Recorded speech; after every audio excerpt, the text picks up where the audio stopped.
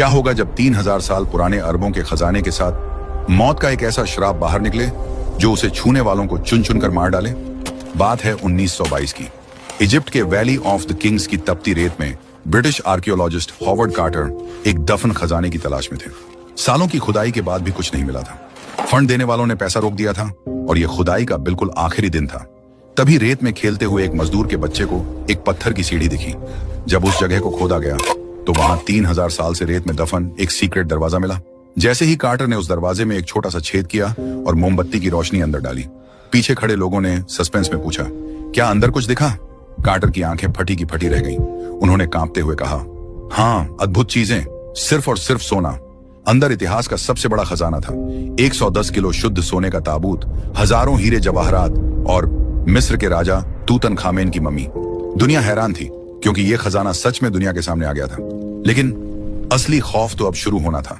उस तहखाने के दरवाजे के बारे में कहा गया कि वहां एक चेतावनी लिखी थी, जो भी राजा की नींद तोड़ेगा, मौत उसके पास पंख फैलाकर आएगी। लोगों ने इसे मजाक समझा, लेकिन खजाना मिलने के कुछ ही महीनों के अंदर इस खुदाई को फंड करने वाले लॉर्ड कार्नारवोन की एक रहस्यमयी कीड़े के काटने से अचानक मौत हो गई। हैरानी की बात यह थी कि जिस वक्त उनकी मौत हुई, पूरे काहिरा शहर की बत्तियां अपने आप गुल हो गईं।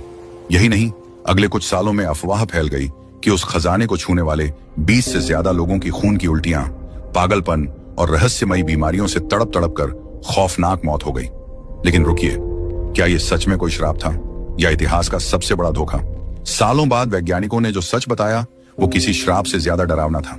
असल में उस दरवाजे पर कोई श्राप लिखा ही नहीं था और ना ही 20 लोग मरे थे। ये सब उस वक्त के अखबारों ने अपनी न्यूज बेचने के लिए झूठ फैलाया था।